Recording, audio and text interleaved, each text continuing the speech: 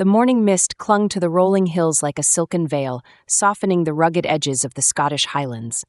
Stella leaned forward in her seat, her forehead nearly pressed against the cold glass of the bus window as it rounded another bend.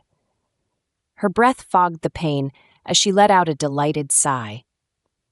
The sight of the tiny village nestled in the valley below was like something out of a fairy tale. Stone cottages with slate roofs huddled together, smoke curling lazily from chimneys. A narrow river wound its way through the heart of the village, glinting in the pale light of dawn. Stella's fingers itched to sketch the scene, but she reminded herself there'd be plenty of time for that later. The bus gave a final lurch as it pulled up to the village square, and Stella sprang to her feet, grabbing her battered leather rucksack. She stepped off the bus and into the crisp, bracing air, her boots crunching against the dirt road. The scent of wood smoke and damp earth filled her lungs, invigorating her. She adjusted her scarf, her messy auburn curls catching the breeze as she took in her surroundings. A small cluster of villagers had gathered to watch her arrival, their expressions a mix of curiosity and polite reserve. "Good morning," she called out brightly, her English accent standing out against the lilting burrs of the murmuring onlookers. "I'm Stella Harper, your new adventure guide." She swung her rucksack higher on her shoulder and strode toward the group with an easy, confident gait. An older man stepped forward, his weathered face creasing into a smile beneath his tweed flat cap. "Welcome to Cairnloch, lass. I'm Hamish. We heard you were comin'. You'll find we don't get many visitors this time of year." "That makes me feel all the more special," Stella replied with a grin. Her eyes sparkled as she glanced around at the modest village square. A hand-painted sign above a shop door read McGregor's Market, and a stone church stood proudly at the far end, its bell tower silhouetted against the hills. "It's beautiful here, like stepping into a postcard," Hamish chuckled. "Aye, it's got its charms, though I suspect you'll be wanting more than just pretty views." "I'm here for the wilderness," she said, spreading her arms wide. "For the hills, the lochs, the forests, for the stories hidden in every rock and tree." She turned back to the villagers, her excitement infectious. "And for all of you, of course. I'm hoping you'll join me on some real adventures." A stout woman with a knitted shawl raised an eyebrow. "Adventures, eh? What kind of adventures?" "The kind that remind you what it means to be alive," Stella said, her voice brimming with enthusiasm. "And maybe get your heart racing a little." The crowd exchanged glances, some skeptical, others intrigued. A young boy tugged at his father's sleeve, whispering excitedly. Stella noticed and winked at him, earning a shy smile. "Well," Hamish said after a moment, "we'll see, won't we? The Highlands have their own way of testing folk." "Good," Stella replied, her grin widening. "I wouldn't have it any other way." As the villagers began to disperse, some lingering to chat with one another, Stella took a deep breath and turned on her heel. Gazing up at the towering hills that framed the village, her heart swelled with possibility. This was exactly where she was meant to be. The morning was still and heavy with mist as Lachlan McCrae trudged up the narrow path winding through the woods at the edge of Cairnloch. Dew clung to the wild heather, tiny droplets catching faint beams of sunlight that pierced through the trees. His steps were unhurried, deliberate, the kind of rhythm that matched the pulse of the surrounding hills. A woolen scarf was looped loosely around his neck, tucked into his dark coat, its edges damp from the chill in the air. In one hand, he carried a small canvas satchel, its shape softened by years of use. The path crested a hill, and Lachlan paused, drawing in a deep breath. The scent of pine and wet earth filled his lungs, grounding him in a way no other place ever had. Below him, the village was laid out like a quiet secret, its stone cottages barely visible through the mist. The world here, in the quiet folds of the Highlands, had a language of its own, one spoken in whispers of wind and the soft rustle of leaves. It was in that language that Lachlan found his peace. Dropping his satchel onto a boulder, he sank onto it and let his eyes wander across the valley. He didn't mind the morning chill. It was the kind of cold that made you aware of your pulse, your breath, your place in the world. Solitude for him wasn't loneliness. It was a carefully cultivated refuge. Reaching into the satchel, he pulled out a leather notebook and a pencil. The notebook's pages were filled with neat, meticulous handwriting, sketches of plants, and notes on the patterns of wildlife. He flipped to a blank page and began to write, the pencil gliding across the paper in steady strokes. His thoughts were focused, observations written with the precision he'd honed through years as Cairnloch's detective. A recent vandalism case had been solved only the week before, and even as the villagers praised him, he'd quietly retreated to this path, his sanctuary. Solving puzzles came naturally. The noise of celebration did not. The sound of a crow's caw pulled his gaze upward, and he watched the bird glide across the pale sky. His eyes, sharp and gray as storm clouds, followed its flight until it disappeared beyond the trees. Lachlan shifted slightly, feeling the weight of the world settle and balance on his shoulders again. The village below was waking. He could just make out the faint clang of a shopkeeper opening their shutters and the bark of a dog. The sounds were muted, like a distant memory. He packed his notebook away, brushing stray crumbs of moss from his coat. The world might demand his presence, but the stillness of this moment was his to carry. Rising, he adjusted his scarf and began the walk back, his footsteps soft against the earth. The mist thinned as he descended, but the quiet weight of the Highlands stayed with him, a reminder that here, even in solitude, he belonged. The crisp morning air buzzed with chatter as a group of villagers gathered near the edge of the forest, their expressions ranging from amusement to outright skepticism. Stella stood in front of them, balancing on a moss-covered log with the kind of ease that suggested she'd spent years trusting her footing in unpredictable landscapes. She flashed a lopsided grin as she spread her arms wide, the sleeves of her oversized flannel shirt rolled up to her elbows. "All right, everyone," she called, her voice bright and warm. "I know this might not be the usual way to start your day, but trust me, you're going to thank me later. By the time we're done, you'll feel like you've conquered a mountain, or at least a very large hill." A few chuckles rippled through the crowd, though one older man leaned toward his wife and muttered something under his breath. Stella caught it, something about city folk and their daft ideas, but she only smiled wider. She loved a challenge. "Here's the plan," she continued, hopping nimbly off the log and landing with a soft crunch of leaves. "We're going to play a little game I call Highland hide-and-seek. It's simple. You'll split into pairs, and each pair will pick a landmark to find. An oak tree, a boulder, a bend in the river, whatever catches your eye. Then you'll mark it on this map." She held up a hand-drawn map she'd sketched that morning and leave a clue about how to get there. The other teams will have to use your clues to find it. Think of it as a treasure hunt, but with the treasures being the beauty of this place. The stout woman in the knitted shawl, Margaret, Stella had learned, crossed her arms over her chest. "And what's the point of all this running about?" she asked, arching an eyebrow. "Can't we just enjoy the views without getting lost in the woods?" "Oh, you'll enjoy them much more after a bit of adventuring," Stella replied, undeterred. "Nothing makes you appreciate the stillness of a view like earning it. Plus, I think you'll be surprised at what you notice when you really look." At that, Margaret's husband, Gordon, let out a skeptical grunt, but a younger man near the back raised his hand, his eyes bright with curiosity. "So it's not just about the game," he said. "It's about learning the land?" "Exactly," Stella said, pointing at him with a triumphant grin. "You've got it. This isn't just a forest. It's a living, breathing story, and the more you explore it, the more chapters you'll discover." The boy who had smiled shyly at her the day she arrived tugged on his mother's sleeve and whispered something.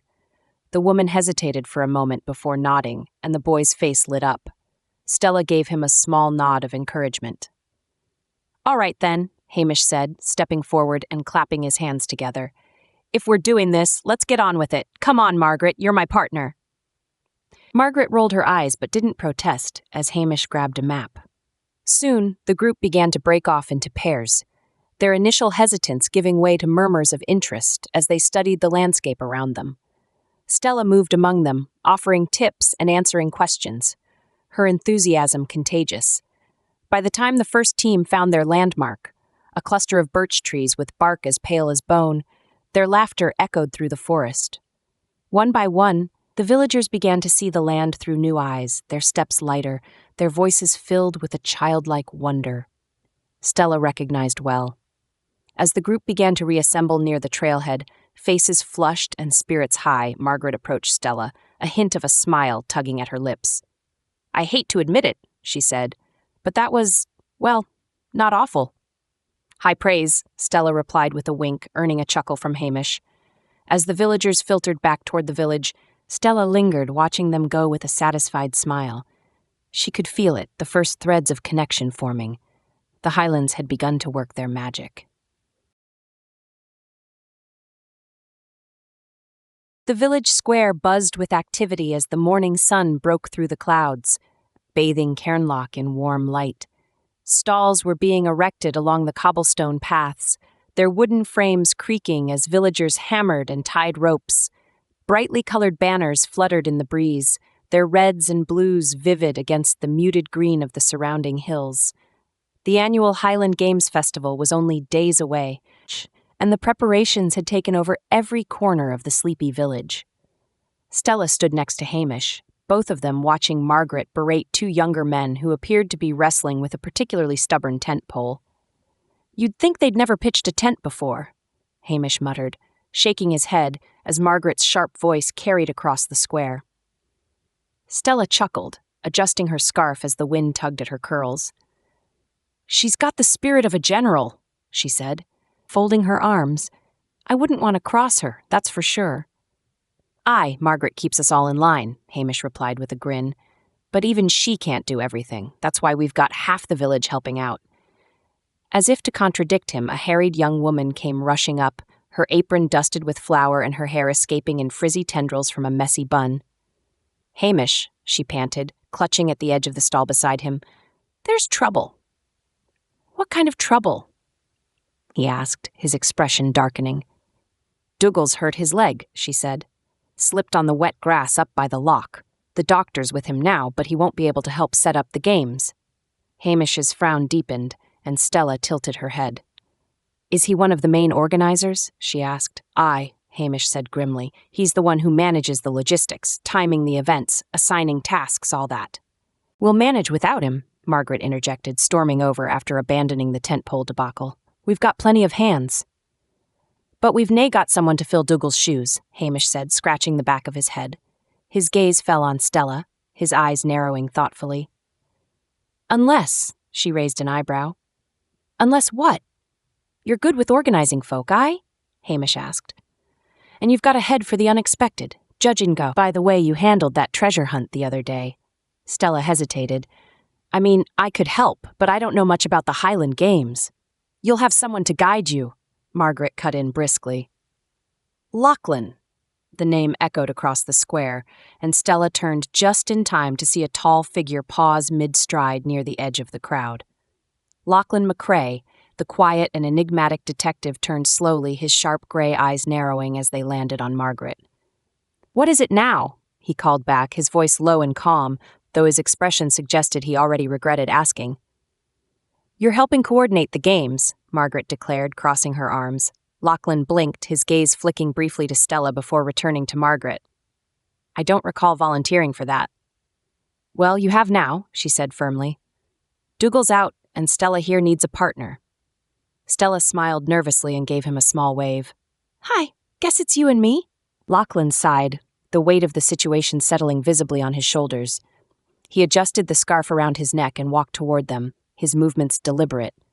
"Fine," he said, his tone resigned, "but don't expect me to wear a kilt." Stella laughed, some of the tension easing.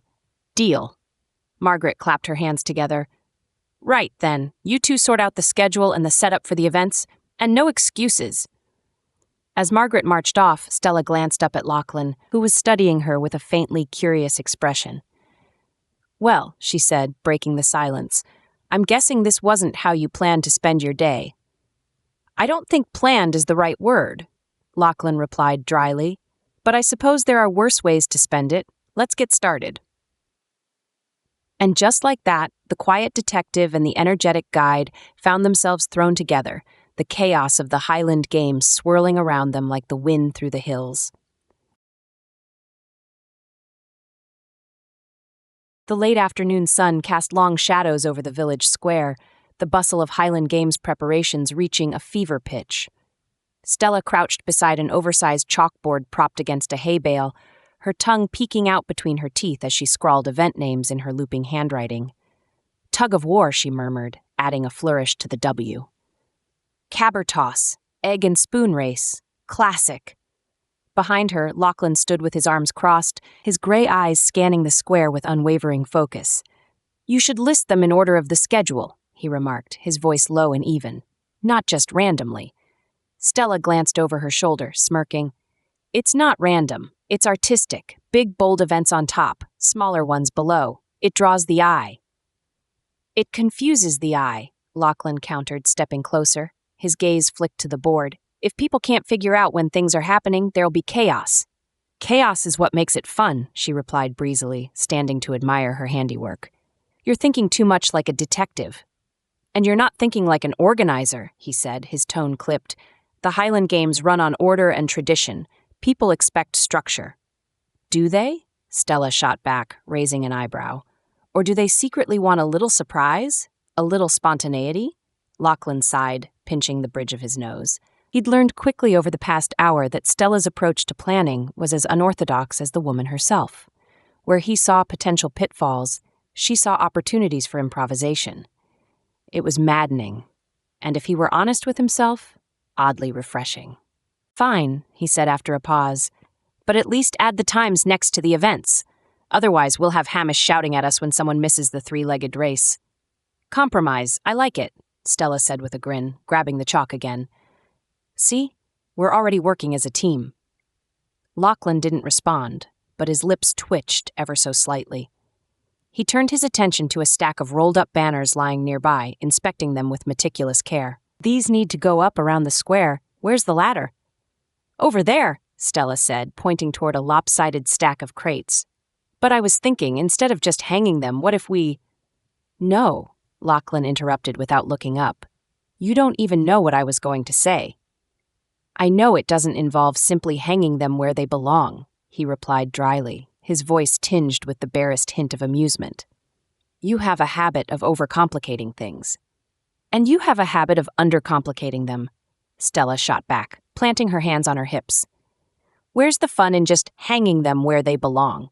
What if we made them interactive? Like, people could pin their names to the banner of their favorite event. Lachlan paused, one hand resting on a banner as he considered her suggestion. Interactive, he echoed thoughtfully. You mean like a poll? Exactly. People love that stuff. It makes them feel involved. He straightened, meeting her gaze for a moment. It's not a terrible idea. Stella blinked, startled by the rare compliment. Wow, high praise from Detective McCrae. I'm honored. Lachlan's lips twitched again, and this time the ghost of a smile broke through. Don't let it go to your head. She laughed, the sound light and unrestrained, and something about it tugged at a corner of his carefully guarded heart. She was unlike anyone he'd met, unapologetically bold, endlessly creative, and utterly comfortable in her own skin. It was both infuriating and captivating. As they worked side by side, their initial friction began to soften. Stella's enthusiasm proved infectious, drawing tentative smiles from Lachlan as she roped him into arranging sacks for the potato race and testing the sturdiness of the caber poles. At one point, she even convinced him to participate in a trial run of the sack race, much to the amusement of a small group of onlookers. Lachlan had grumbled the entire time, but Stella noticed the way his eyes crinkled at the edges when he laughed. Rare, fleeting, but genuine. Later, as the sun dipped lower in the sky, Stella sat cross-legged on the grass, sketching ideas for the final banner. Lachlan stood nearby, his arms once again crossed as he observed her. The quiet moment felt companionable, the earlier tension between them replaced by something unspoken but undeniably warm. You're good at this, he said suddenly, his voice soft. She glanced up, surprised by the unexpected praise. At what? Getting people to see things differently, he replied, making them feel connected, even me. The honesty in his words made her heart skip a beat. She met his gaze, her voice quieter than usual. Maybe we're not so different after all, Detective. He tilted his head, studying her. Maybe not. And for the first time, the silence between them felt less like a barrier and more like a bridge. The rain had come quickly, turning the Highland trail into a slick ribbon of mud and loose stone. Stella tugged her hood tighter around her face, her auburn curls damp from the persistent drizzle. Beside her, Lachlan moved with his usual deliberate pace, his boots finding firm footing even on the treacherous path. The air was heavy, charged with the faint tang of ozone, and the distant rumble of thunder echoed through the hills. "We should head back," Lachlan said, his voice calm but firm as he glanced up at the darkening sky. "The storm's moving in faster than I thought. These hills don't take kindly to rain like this." Stella slowed, squinting at the ridge ahead. "We're so close to the top, though. Just a little farther and we'll have the view." She smiled, though the wind whipped at her words. "Come on, Lachlan. Where's your sense of adventure?" "I left it somewhere dry," he replied dryly, but his steps didn't falter as he followed her. "Just don't say I didn't warn you." The path narrowed as they climbed, the edges dropping steeply into a rocky ravine. Stella's boots slipped on a patch of wet moss, and she threw out a hand to steady herself against the rock face. Lachlan was at her side in an instant, his hand gripping her elbow tightly. "Careful," he said, his tone sharper than usual. "This isn't a game." She met his storm-gray eyes and nodded, her smile fading. "Got it. No unnecessary risks. I'll be careful." The tension between them eased slightly as they continued, but the storm was relentless. The rain pelted harder, a cold, stinging reminder of their vulnerability out here. The path ahead curved sharply to the right, hugging the base of a jagged cliff. Stella hesitated, noting the way the rocks above seemed loose, precarious. "Looks like the mountain's not in the best mood either," she said, trying to lighten the oppressive air, though her voice was quieter now. Lachlan stopped beside her, his gaze sweeping over the ridge with the practiced caution of someone used to assessing danger. "Stay close to the inside of the path," he instructed, "and keep moving. This isn't the place to linger." They pressed on, the sound of the rain and the distant thunder growing louder. Then it happened. It started as a low groan, a deep, unsettling sound that seemed to rise from the earth itself.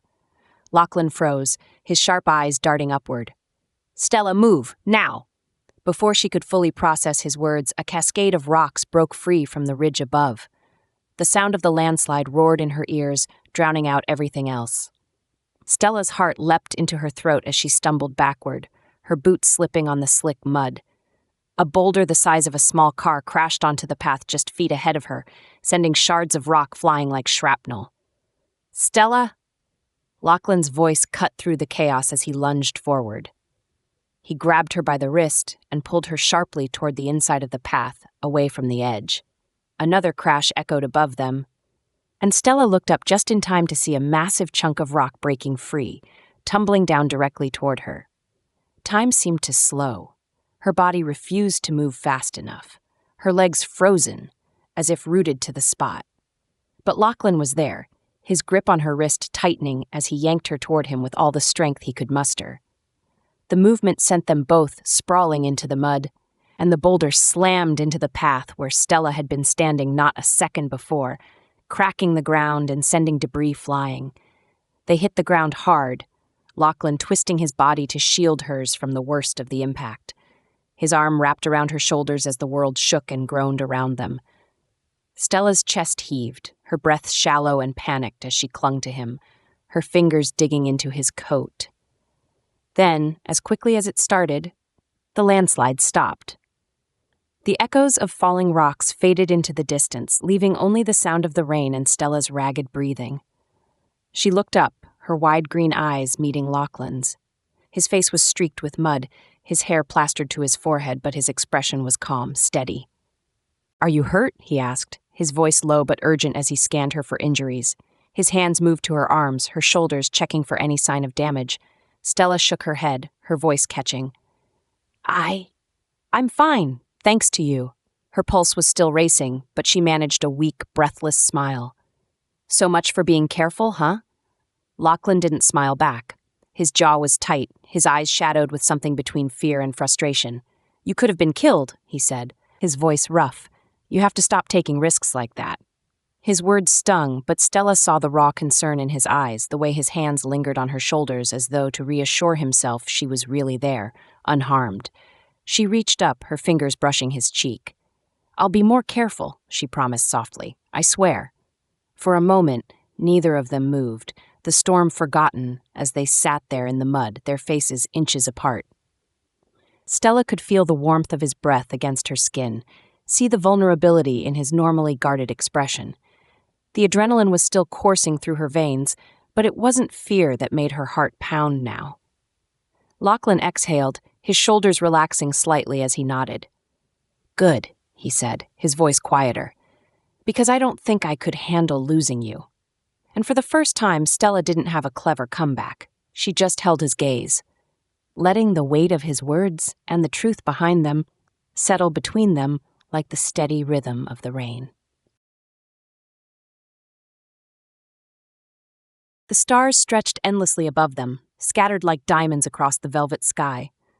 The storm had passed, leaving the air crisp and clean, and the highlands lay in a quiet hush, broken only by the distant murmur of a stream and the occasional rustle of wind through the heather. Stella sat cross-legged on a soft patch of grass near the campfire, her damp hair curling wildly around her face. The glow of the flames painted her skin in shades of amber and gold, her eyes reflecting the flickering light as she gazed upward. "You always get skies like this out here?" she asked softly, breaking the silence. Her voice, though quiet, carried in the stillness of the night. Lachlan sat a few feet away on a low, flat rock, his elbows resting on his knees and his scarf loosely draped around his neck. He followed her gaze to the heavens, his sharp features softened by the firelight. "Most nights," he replied. "It's one of the few things that never changes. The stars are always waiting." Stella smiled faintly, her fingers idly brushing a blade of grass. "Back in the city, they're barely there, just faint pinpricks, drowned out by streetlights and noise. But here?" She looked back up, her expression turning wistful. "It's like the universe decided to put on a show just for us." Lachlan glanced at her, his gray eyes lingering on her profile. She was always moving, always bursting with energy and ideas, but now she was still, her usual spark tempered into something quieter, more contemplative. It caught him off guard, this side of her, and for a moment he let himself simply watch. "You were reckless today," he said, his voice low but steady. Stella turned her head, meeting his gaze. There was no bite in his tone. No judgment, just a raw honesty that made her chest tighten. "I know," she admitted after a pause. "I wasn't thinking. I don't like stopping when I've set my mind on something. It's a bad habit." "It's more than a habit," he replied, leaning forward slightly. The firelight danced across the planes of his face, highlighting the concern etched into his expression. "You push yourself too hard, like you're trying to prove something." Her first instinct was to brush it off with a joke, to deflect as she always did, but the weight of his gaze pinned her down. There was no escaping Lachlan's quiet perceptiveness, no hiding from the way he seemed to see straight through her. She let out a slow breath, her shoulders slumping. "Maybe I am," she said softly. She stared into the fire, her voice barely above a whisper. "I guess I've always felt like I need to keep moving, to keep doing, creating, proving that I'm worth paying attention to, like if I stop, I'll disappear." Lachlan's brow furrowed, his throat tightening at the vulnerability in her words. For a moment, he didn't know what to say, but then he shifted, rising from the rock and crossing the small distance between them. He sank onto the grass beside her, their knees almost touching. "You don't have to fight so hard to be seen," he said, his voice gentler now. "You already are. By everyone here, and by me." Stella blinked, turning to him. The warmth of the fire seemed to pale in comparison to the heat of his closeness, the intensity of his gaze. "You see me?" she asked, her voice trembling slightly, as if the question had been pulled from somewhere deep inside her. His hand hesitated before reaching for hers, his fingers brushing against hers before settling over them. "I do," he said simply. "You don't need to prove anything to me, Stella. Not with your ideas, your adventures, or your endless energy. Just you, as you are, is enough." Her breath caught, her heart pounding so loudly she was sure he could hear it. The walls she'd carefully constructed, bit by bit, over the years felt like they were crumbling under the weight of his words. She searched his face, looking for any trace of insincerity, and found none. "Lachlan," she began, her voice breaking, But whatever she'd meant to say dissolved as he leaned closer, his eyes never leaving hers. Their lips met, tentatively at first, as though testing the fragile connection between them. But then the tension broke, and the kiss deepened, tender and urgent all at once. Stella's hand found his scarf, tugging him closer, while his fingers threaded through her curls, holding her to him like she was something precious. The world around them faded, the stars, the fire, the highlands themselves, all falling away until there was nothing but the warmth of his touch and the steady rhythm of his breath. When they finally pulled apart, they stayed close, their foreheads touching. Stella's eyes were bright with unshed tears, her walls completely shattered. "I think I've been waiting for someone to say that to me my whole life," she whispered. Lachlan's thumb brushed gently against her cheek. His own walls lowered in a way that felt terrifying and freeing all at once. "Then it's about time someone did," he murmured. The night stretched on, the fire burning low, but neither of them moved. Under the vast canopy of stars, they stayed close, sharing the kind of silence that spoke louder than any words, the kind of connection that felt like coming home.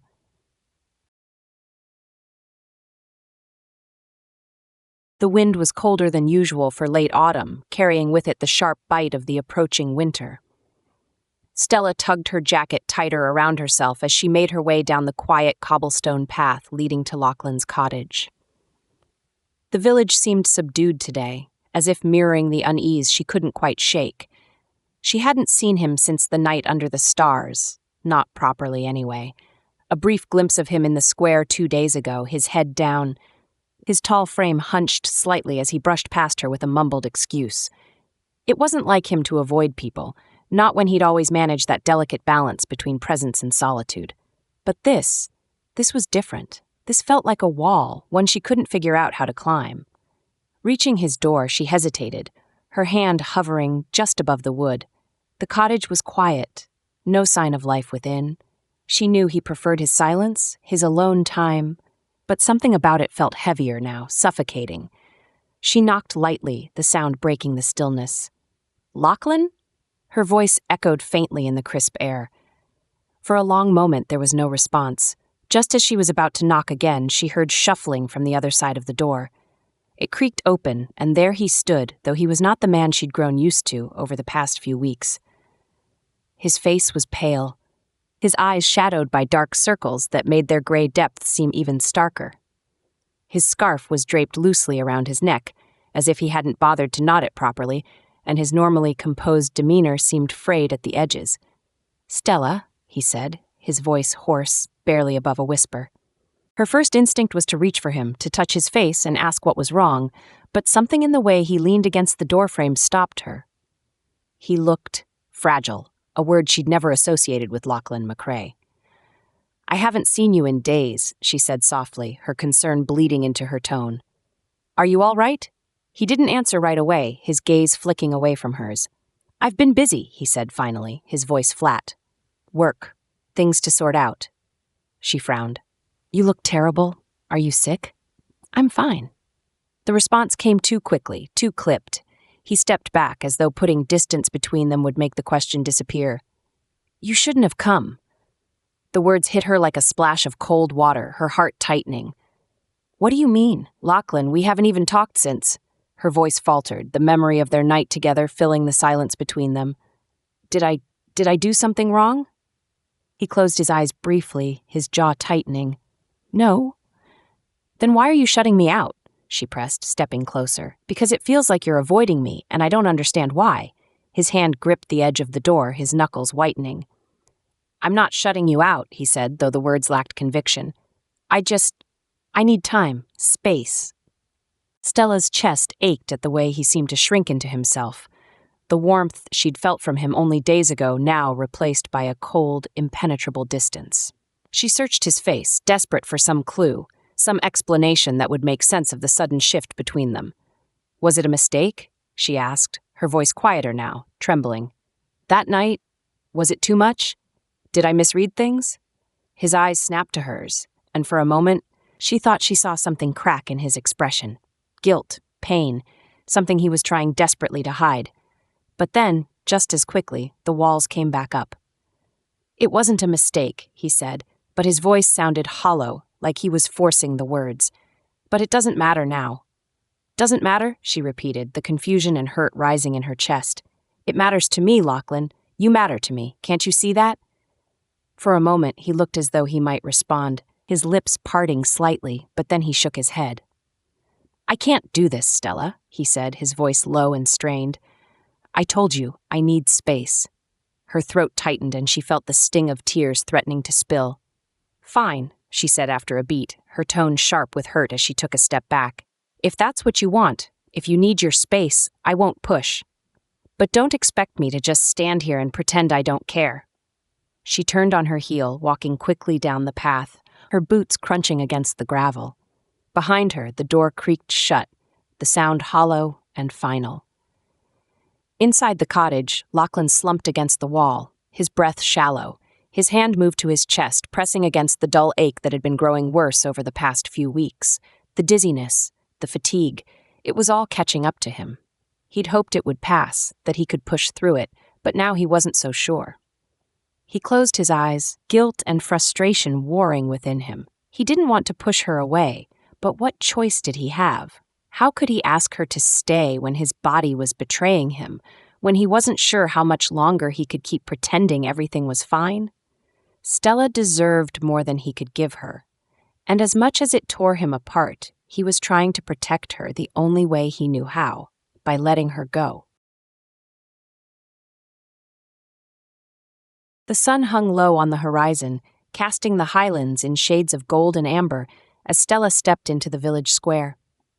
Hamish's words from earlier echoed in her ears, stilling her breath as she tightened her grip on the small paper bag in her hand. Lachlan's too proud for his own good, Hamish had said, his voice hushed, his weathered face creased with concern. Been keepin' his troubles to himself for years. Hearts know what it used to be, poor lad. The doctor's been after him for months to rest more, but you know what he's like, stubborn as the hills. Stomach twisting, Stella had pressed for more details, but Hamish had only shaken his head.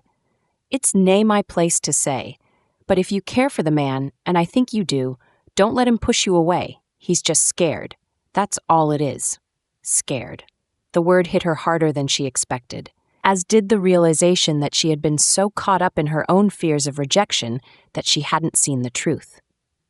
All this time, Lachlan hadn't been pulling away because he regretted their night together. He'd been pulling away because he was trying to protect her. The path to his cottage felt steeper today, her boots crunching against the frost-dusted gravel. Her heart thundered in her chest, a mix of guilt, determination, and something she couldn't quite name. By the time she reached his door, dusk had settled over the hills, the world growing quiet and still.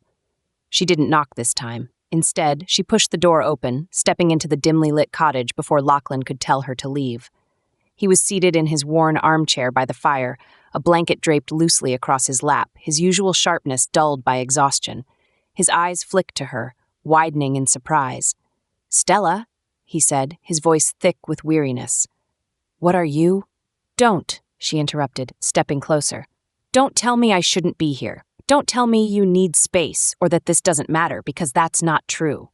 His jaw tightened, his fingers gripping the edge of the blanket. "I told you." "I know why." She cut him off again, her voice trembling despite her effort to stay steady. "I know, Lachlan. Hamish told me." The words seemed to hit him like a physical blow, his body stiffening. "I see," he said after a long pause, his tone carefully neutral. "And now you've come to tell me I was right to push you away." "No," she said fiercely, stepping in front of him and kneeling so they were at eye level. "That's not why I'm here. I'm here to tell you that you don't get to make that decision for me. You don't get to shut me out because you're scared of what might happen." He looked away, his lips pressing into a thin line. "Stella, you don't understand." "Then help me understand," she pleaded, placing a hand on his knee. "Talk to me, Lachlan. Let me in. I'm not afraid of what might happen. I'm afraid of losing you." His breath hitched, his gray eyes meeting hers at last. The vulnerability she saw there nearly broke her, but she held firm, squeezing his knee.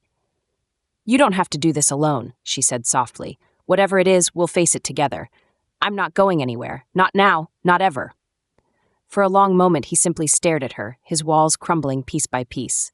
Then, finally, he exhaled, a sound that carried years' worth of tension and fear.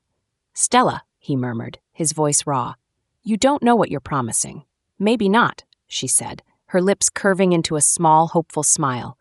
"But I know I love you, and that's enough for me." His hand covered hers, trembling slightly, but his grip was steady. "You're too stubborn for your own good," he said quietly, though the faintest hint of a smile tugged at his lips. She laughed softly, tears glinting in her eyes. "Takes one to know one." And just like that, the distance between them fell away, replaced by a shared understanding that was stronger than fear. They were in this together now, come what may.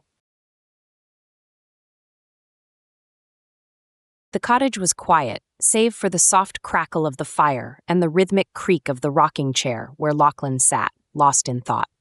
Stella stood a few feet away, her arms crossed, her expression hesitant but determined. The tension in the room was thick, the silence stretching taut between them. She took a shaky breath, then stepped closer, the soft scuff of her boots on the wooden floor breaking the stillness. "We can't keep doing this," she said, her voice low but steady. Lachlan glanced up, his gray eyes shadowed by exhaustion. He didn't say anything, but his hand rested on the arm of the chair, his fingers curling slightly as though bracing for what was to come. Stella knelt in front of him, her knees pressing into the worn rug. She reached for his hand, tentative, her fingers brushing his. "I need you to talk to me, Lachlan," she said softly. "Not push me away, not build walls, just tell me what's going on in that head of yours."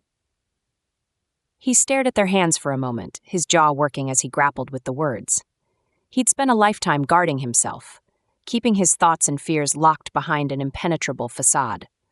But now, faced with her unwavering gaze, so full of warmth and patience, he felt those defenses beginning to crack. "I've spent so long being alone," he began, his voice rough, as though the words were being dragged from him. "Not just physically, but in here." He tapped his chest lightly. "It's easier that way, safer. I never had to worry about anyone else getting hurt because of me." Stella's brow furrowed, her hand tightening around his. "Hurt because of you?" "Lachlan, what are you talking about?" He looked away, his throat tightening. "This," he said, gesturing vaguely toward his chest. "My heart, my body, they're not what they used to be. The doctors warned me. Rest, avoid stress, take it easy. And I've ignored him, because that's what I do. But I can't ignore it forever. One of these days." He trailed off, unable to finish the thought. Stella's chest ached at the vulnerability in his voice, the rawness of his confession. She shifted closer, her other hand reaching up to cup his cheek, gently guiding his gaze back to hers. "You're scared," she said, her voice trembling with emotion. "You're scared of what might happen, scared of needing someone, scared of letting me in. But I'm not scared, Lachlan, and you don't have to carry this alone." "I don't want you to feel trapped," he murmured, his voice breaking. "I don't want you to stay out of pity." "Pity?" she repeated, shaking her head. "You think this is pity? I'm here because I love you, Lachlan, because you matter to me, and because I know you'd do the same for me 100 times over." He exhaled shakily, leaning into her touch as though it were the only thing holding him together. "You're too good for me," he whispered. She smiled softly, a tear escaping down her cheek. "That's not your decision to make." The weight of his fears and doubts seemed to lift, just a little, as he reached up to cover her hand with his. For the first time in weeks, he didn't feel alone. They stayed like that, connected by touch and unspoken understanding, until the fire burned low, their fears easing in the quiet warmth of each other's presence. The wind whispered softly through the heather-covered hills, carrying with it the earthy scent of rain-soaked soil and distant pine. Lachlan and Stella stood side by side on the crest of a ridge overlooking Cairnloch, the village nestled below like a secret cradled by the Highlands. The sky above was painted in broad strokes of orange and violet, the sunset casting the world in a golden glow that made everything seem softer, warmer. Stella glanced sideways at Lachlan, her heart swelling at the sight of him. His scarf fluttered lightly in the breeze, and his hands rested in his coat pockets, his posture as composed as ever. But the tension he usually carried, like an invisible weight on his shoulders, seemed to have eased, replaced by something she could only describe as peace. She reached out, her fingers brushing his, and he turned his head to meet her gaze. His eyes, stormy and thoughtful, softened as they locked onto hers. "It's beautiful up here," he said quietly, his voice steady but layered with something deeper. "It is," Stella replied, her voice equally soft. She smiled, the kind of smile that came from somewhere deep inside, unguarded and full of quiet joy. "But I think it's the company that makes it perfect." A flicker of a smile ghosted across his lips, his expression caught between amusement and something more tender. "You always know how to say exactly the right thing, don't you?" "Not always," she admitted, her fingers curling around his. "But I know the right thing now." For a moment, silence stretched between them, but it wasn't the uncomfortable kind. It was the kind that held meaning, the kind that allowed words to settle and emotions to rise. Stella shifted closer, her free hand coming to rest lightly against his chest, feeling the steady rhythm of his heartbeat beneath her palm. "I meant what I said earlier, Lachlan," she murmured, her green eyes searching his face. "I'm not going anywhere. Whatever comes, we'll face it together. No more walls, no more hiding. Just us." He studied her as though he were trying to memorize every detail. The way her auburn curls caught the light, the determination in her gaze, the warmth that radiated from her touch. And then, slowly, he lifted her hand from his chest and held it tightly between his own. "You're stubborn," he said, his voice quiet but laced with affection. "And reckless, and entirely too good for someone like me." Stella laughed softly, the sound bright and unrestrained. "We've already established that's not your decision to make." His smile deepened, this time reaching his eyes.